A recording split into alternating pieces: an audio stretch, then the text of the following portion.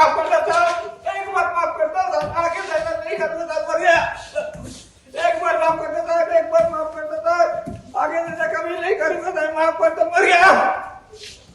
माफ कर दो साहब, एक बार माफ कर दो, एक बार माफ कर दो साहब, जिंदगी कभी मैं ऐसा काम नहीं करूंगा, એક બાર ખાલી માફ કરજો સાહેબ। આરોપીએ ભોગ બનનારના મોબાઈલ પર ચોરાઈ લીધા હતા, જેને માટે હેબતપુર વિસ્તારમાં એના રિકવરી પંચનામા પોલીસ દ્વારા કરવામાં આવતા હતા। એને પીઆઈ પરમારની જો પિસ્ટલ છે, સર્વિસ પિસ્ટલ છે, એ ઝૂંટવીને પ્રયત્ન કર્યા। એમાં ઝપાઝપી થઈ અને એ ઝપાઝપીમાં એક પોલીસ કોન્સ્ટેબલને વાગ્યા છે અને એના પછી પોલીસે ઓવરકમ કરવા માટે એને પ્રયત્ન કર્યા અને એમાં બીજી પણ રાઉન્ડ ફાયર થયા। એ રાઉન્ડ એને પગમાં વાગ્યા છે। એને ઉપર એક એફઆઈઆર થશે, જૂની 308 IPC attempt to culpable homicide, અને એની ઉપર તપાસ કરવામાં આવશે। ધન્યવાદ છે ગુજરાતની પોલીસને, ધન્યવાદ છે એ અમદાવાદની પોલીસને।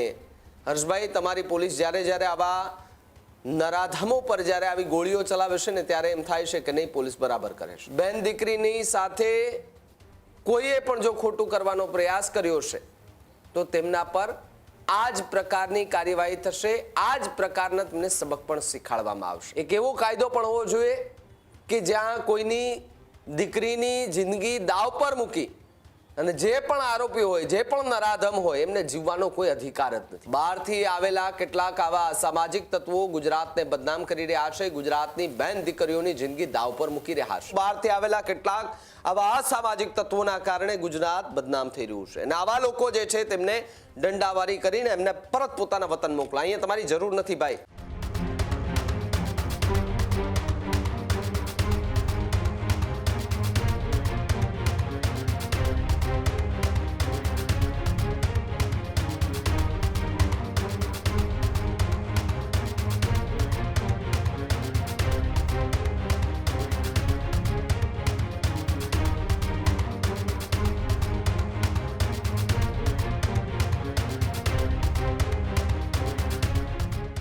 અમદાવાદમાં ગઈકાલે ઘટના બની, આ ઘટનાના ઘેરા પ્રત્યાઘાત જોવા મળ્યા, પરંતુ અમદાવાદમાં દુષ્કર્મના આરોપી પર પોલીસ જે છે તેમના પર હુમલો કરવાનો પ્રયાસ કર્યો હતો। મધરાત્રે પંચનામા દરમિયાન આરોપીએ ભાગવાનો પ્રયાસ કર્યો હતો।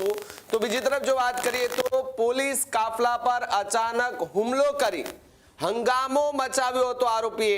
આરોપીએ પોલીસની રિવોલ્વર ઝૂંટવાનો પણ પ્રયાસ કર્યો હોવાની વાત સામે આવી રહી છે। રિવોલ્વર ઝૂંટવી આરોપી ભાગવાનો પ્રયાસ પણ કરવાની ફિરાદમાં હતો, પરંતુ પોલીસે તાત્કાલિક આરોપીને પકડી અને સબક શીખવાડ્યું। પોલીસે તાત્કાલિક બહાદુરપૂર્વક કાર્યવાહી કરી અને સ્વ બચાવમાં પોલીસે આરોપી પર ફાયરિંગ કર્યું, પગના ભાગે ગોળી મારી અને આરોપીને ત્યાં ને ત્યાં ઢાળી દીધો હતો। પોલીસની ગોળી આરોપીના પગમાં વાગતા આરોપી ગળોટિયા મારવા લાગી ગયો હતો અને ત્યાં ઢળી જતા તાત્કાલિક તેમને સિવિલ હોસ્પિટલ ખાતે લઈ આવવામાં આવ્યો હતો। ઝપાઝપીમાં એક પોલીસ કર્મચારી પણ ઈજાગ્રસ્ત થયો હતો, જો કે તેમને પણ સોલા સિવિલ લઈ આવવામાં આવ્યા, જ્યાં એમની સારવાર કરવામાં આવી છે। તાત્કાલિક બંનેને હોસ્પિટલ પહોંચાડી દેવામાં આવ્યા છે। સાથે જ વાત કરવામાં આવે તો દ્રશ્યો તમને જે સ્ક્રીન પર દેખાઈ રહ્યા છે મધરાત્રિના છે, સોલા સિવિલના, કે જ્યાં એ આરોપીને લઈ આવવામાં આવ્યો હતો। થોડી વાર માટે લોકોનું ટોળું ત્યાં ભેગું થઈ ગયું હતું। સિવિલ હોસ્પિટલમાં આરોપી પોલીસ સમક્ષ માફી માંગતો પણ જોવા મળ્યો હતો। સાહેબ, હવે આવું નહીં થાય, સાહેબ મને એકવાર માફ કરી દો। પોલીસની સતર્કતાથી મોટી દુર્ઘટના પણ ટળી છે। ફરજ દરમિયાન પોલીસની હિંમત અને સતર્કતા જે છે તે સામે આવી છે। ઘટનાની જાણ થતા ઉચ્ચ પોલીસના અધિકારીઓ સિવિલ હોસ્પિટલ દોડી આવ્યા હતા। ઝપાઝપીમાં એક પોલીસ કર્મચારી ઇજાગ્રસ્ત થયા, જેમની સારવાર શરૂ છે। અત્યારે પણ પોલીસ અલગ અલગ દિશાઓમાં તપાસ હાથ ધરી રહી છે। ગંભીર સવાલ, અમદાવાદની અંદર આ પ્રકારની ઘટના બનતા ન માત્ર અમદાવાદ પરંતુ આખા ગુજરાતમાં ખૂબ ચર્ચાઓ થઈ રહી છે। ધન્યવાદ છે ગુજરાતની પોલીસને, ધન્યવાદ છે એ અમદાવાદની પોલીસને।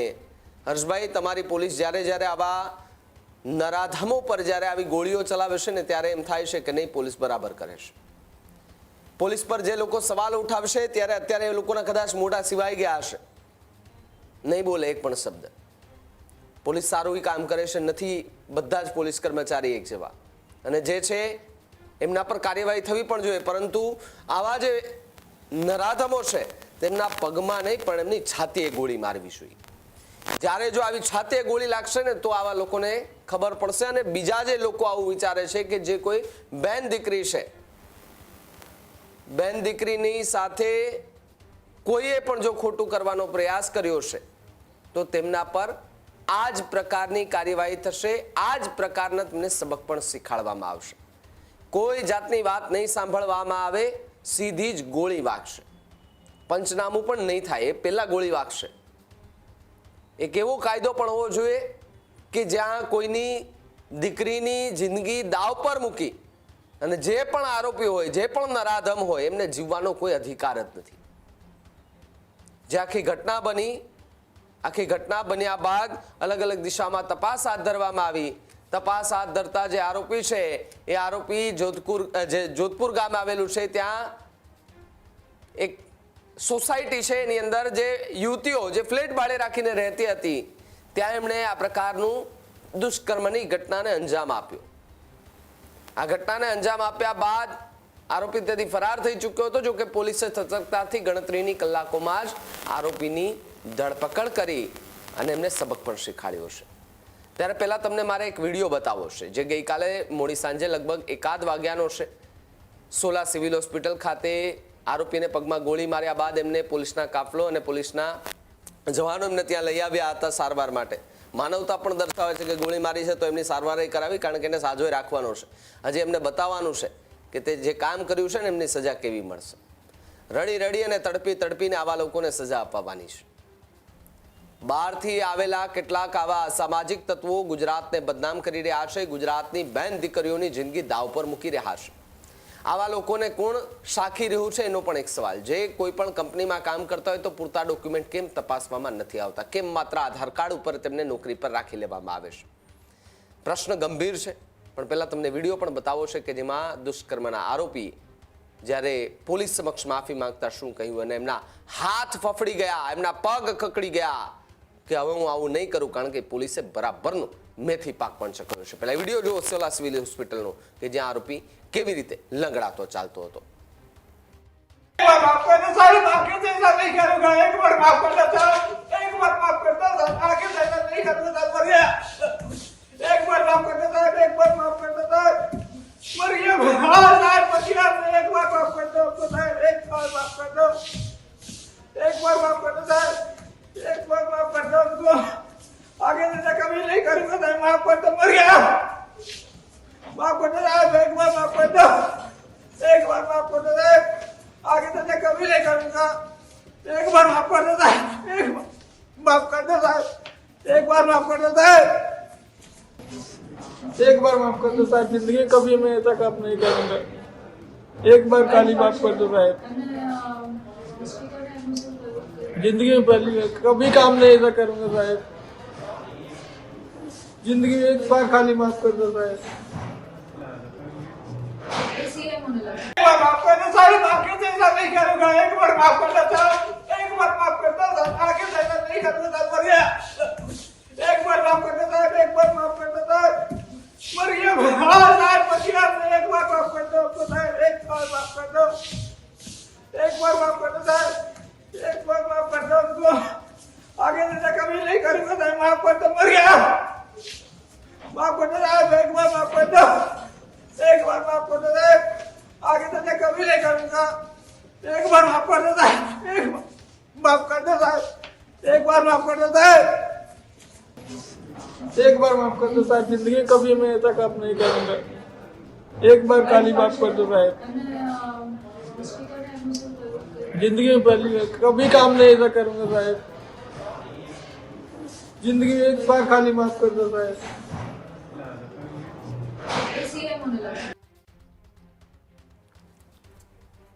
જોયું ને તમે? જે આરોપી કેવી રીતે ફફડી રહ્યો છે અને બે હાથ જોડીને માફી માંગી રહ્યો છે કે મેં કંઈ નહીં કર્યું, હવે હું નહીં કરું. જો એમણે કદાચ નહીં કર્યું હોત તો આજે આવા દિવસો જોવા પણ ન પડત. પરંતુ બહારથી આવેલા કેટલાક, હજી પણ કહું છું, બહારથી આવેલા કેટલાક આવા અસામાજિક તત્વોના કારણે ગુજરાત બદનામ થઈ રહ્યું છે. અને આવા લોકો જે છે તેમને દંડાવારી કરીને એમને પરત પોતાના વતન મોકલા. અહીંયા તમારી જરૂર નથી ભાઈ. આ માટે અમારી બેન દીકરીઓની જીવ અમે જોખમમાં નહીં મૂકીએ.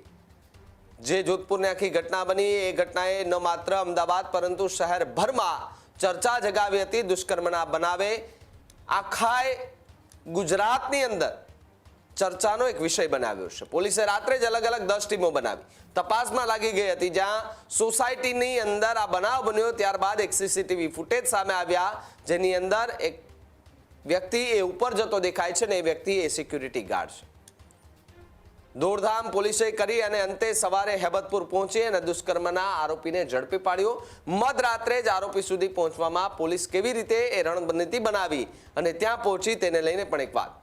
અમદાવાદના જોધપુર ગામની એક સોસાયટીની અંદર ફ્લેટમાં પીડિતા અન્ય 2 યુવતીઓ સાથે ભાડાના મકાન પર રહેતી હતી. જ્યાં 8 ઓગસ્ટે રાત્રિના 9 વાગ્યાના આસપાસ યુવતીએ મોમોઝ મગાવ્યા હોય તે લઈને ધાબા પર પહોંચી હતી. મોબાઈલ જોઈને મોમોઝ ખાઈ રહી હતી ને આ સમયે સોસાયટીનો સિક્યુરિટી ગાર્ડ ધર્મસિંહ એ પણ ત્યાં ધાબા પર પહોંચ્યો. સામાન્ય દિવસે 9 વાગ્યા આસપાસ સોસાયટીના અન્ય લોકો પણ ધાબા ઉપર હોય છે, પરંતુ 8 ઓગસ્ટે યુવતી અને ધર્મસિંહ સિવાય એ ટેરેસ પર એટલે કે ધાબા પર કોઈ ન હતું. લગભગ 9:15 વાગે યુવતીના મોબાઈલની બેટરી પૂરી થાય, નીચે જવાની તૈયારી કરે અને આ જ સમયે ધર્મસિંહ તેમને નજીક આવ્યો અને બીભત્સ માંગણી કરતો રહ્યો. યુવતી ડરી જતા નીચે જવાનો પ્રયાસ કર્યો. ધર્મસિંહે યુવતીના ગળાના ભાગે વાયર નાખી યુવતીને નીચે પછાડી ગળું દબાવી દીધું અને વાયર ગળામાં જ ભરાવી દુષ્કર્મ આચર્યું. લગભગ સાંજે 10:20 આસપાસ ધર્મસિંહ ધાબા પરથી નીચે ઉતર્યો. ત્યારબાદ યુવતીનો ફોન પણ સાથે લઈ લીધો હતો. ધર્મસિંહે ફ્લેટનો દરવાજો બહારથી બંધ કરી દીધો. યુવતી એકલી હોવાથી ડરી ગઈ હતી. તેની સાથે બનેલી ઘટનાને કારણે આઘાતમાં જતી રહી હતી, છતાં પણ ધાબા પર બૂમાબૂમ કરી, જેના કારણે ફ્લેટમાં જે 5મા માળે રહેતા લોકો છે તે ભેગા થયા, મદદે પહોંચ્યા. ઘટના બાબતે પોલીસને જાણ કરતા 112ની ટીમ ત્યાં 11:15 આસપાસ ફ્લેટ પર પહોંચી.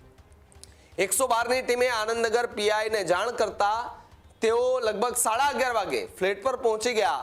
મહિલા પોલીસની મદદથી યુવતીની પૂછપરછ કરાઈ, બાબતે માહિતી મેળવાઈ. 11:45 વાગે પીઆઈ RS પરમાર એસીપી અને ડીસીપીને જાણ કરતા લગભગ 12:15 સુધી એસીપી ડીસીપી ત્યાં સ્થળ પર પહોંચ્યા. યુવતીને સારવારની જરૂર હોય તો હોસ્પિટલ ખસેડવામાં આવી. જ્યારે પોલીસે સોસાયટીના અન્ય લોકોની પૂછપરછ કરી. સેક્ટર 1 જેસીપી નીરજ બડગુજર છે એમને જાણ થતા તેઓ પણ લગભગ 1:45 ફ્લેટ પર પહોંચી ગયા હતા. ત્યાં સુધીમાં LCB અને ક્રાઇમ બ્રાન્ચની ટીમ પણ ફ્લેટ પર પહોંચી ગઈ હતી. રાત્રે 2 વાગે જ પોલીસે અલગ અલગ 10 ટીમોની એક રચના કરી અને તપાસ હાથ ધરી. આરોપીનું પગેરું મેળવવા માટે એક પછી એક સીસીટીવી ચેક કરવામાં આવ્યા, મેપ તૈયાર કર્યો. દુષ્કર્મની ઘટનાને અંજામ કેવી રીતે આપ્યો તેને લઈને સવાલો ઊભા થઈ રહ્યા હતા. જે ધર્મસિંહ 10:27 ફ્લેટમાંથી બહાર નીકળતો જોવા મળ્યો. સીસીટીવી તપાસતા આરોપી જોધપુર ગામની અંદરના રસ્તેથી ઇસ્કોન તરફ જતા દેખાયો હતો. આરોપીનો ફોન પણ બંધ આવતો હતો. જ્યાં ત્યારબાદ એક ટ્રેસ કરતા આમલી રોડ પાસે એમનો ફોન સ્વિચ ઓફ થઈ ગયો. ત્યાં પોલીસે બીજા સીસીટીવી ફૂટેજ ચલાવવાના શરૂ કર્યા અને એની અંદર આખી વાતની પુષ્ટિ થઈ કે અહીંયા આરોપી એ સિક્યુરિટી ગાર્ડ જ છે. જોકે આખી ઘટના બન્યા બાદ જે ફાયરિંગની ઘટના પણ સામે આવી. આ ફાયરિંગની ઘટના બાદ સિવિલ હોસ્પિટલ રાત્રિના સમયે કેવો માહોલ હતો, પોલીસના અધિકારીઓ ત્યાં પહોંચ્યા હતા, શું કઈ પોલીસના અધિકારીઓ કહી રહ્યા હતા એમને પણ સાંભળી લઈએ. ગઈકાલે આનંદનગર પોલીસ સ્ટેશન વિસ્તારમાં એક રેપના બનાવ બનેલો હતો. એમાં અમદાવાદ પોલીસની અને જુદા જુદા ટીમ બનાવીને આરોપી ધરમસિંહ રામશંકરસિંહની ગણતરીને કલાકોમાં ધરપકડ થઈ હતી. તે પછી એને મેડિકલ કરાવીને અને એને DNA સેમ્પલિંગ પર કરાવી દીધા હતા.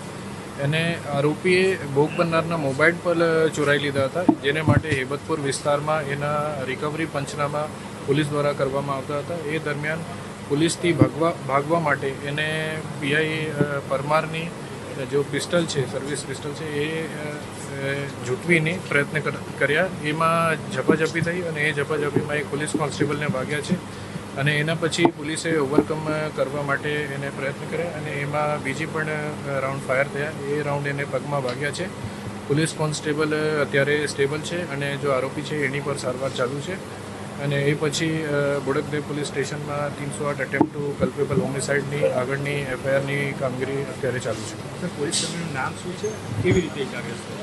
પોલીસ કોન્સ્ટેબલ વિરેન્દ્ર સિંહ છે અને એ જે મેં કહ્યું કે એને ઝપાઝપી દરમિયાન એક રાઉન્ડ ફાયર થયા, એ રાઉન્ડમાં એને પગમાં વાગ્યા છે અને અત્યારે સ્ટેબલ છે. સર આગળ હવે શું તપાસ કરવામાં આવશે? આગળ એની ઉપર એક FIR થશે, જૂની 308 IPC attempt to culpable homicide, અને એની ઉપર તપાસ કરવામાં આવશે. પોલીસ કર્મચારીને પણ ઈજા થઈ છે, તો પોલીસ કર્મચારી કોણ છે અને ક્યાંનો છે? એ PC પોલીસ કોન્સ્ટેબલ છે વિરેન્દ્ર સિંહ, અને એને પગમાં ગોલી વાગી છે, અત્યારે એ સ્ટેબલ છે. ખેડૂત ભાઈઓ છે ખેતરમાં ડ્રોન ઉડાવતા હોય છે ત્યારે આપણે એક પ્રશ્ન સતાવતો હોય છે કે જે આપણે અત્યાર સુધી GPS ટેકનોલોજી વાળા ડ્રોન વાપર્યા છે, જેથી કરીને મોબાઈલ ટાવર છે અથવા તો હાઈ ટેન્શન લાઈન પસાર થતી હોય, કોઈ વૃક્ષો હોય, ત્યારે જે GPS ટેકનોલોજી વાળા ડ્રોન છે એમાં ટકરાય અને ટ્રેસ થાય છે. પણ એગ્રીવન લાવ્યું છે GNSS ટેકનોલોજી ડ્રોન, જેથી કરીને એ ડ્રોન છે એ કોઈ જગ્યાએ ટકરાય નહીં, પોતાની રીતે જ ડિસિઝન લે છે અને મૂવ થઈ જાય છે, જેથી કરીને GNSS ટેકનોલોજી ડ્રોન છે એ વાપરવાનો આગ્રહ રાખો. હજુ સુધી તમે અમારી ચેનલને સબસ્ક્રાઇબ નથી કરી તો અત્યારે જ ન્યૂઝરૂમ ગુજરાતને સબસ્ક્રાઇબ કરો, ફેસબુક અને ઇન્સ્ટાગ્રામ પર ફોલો કરો.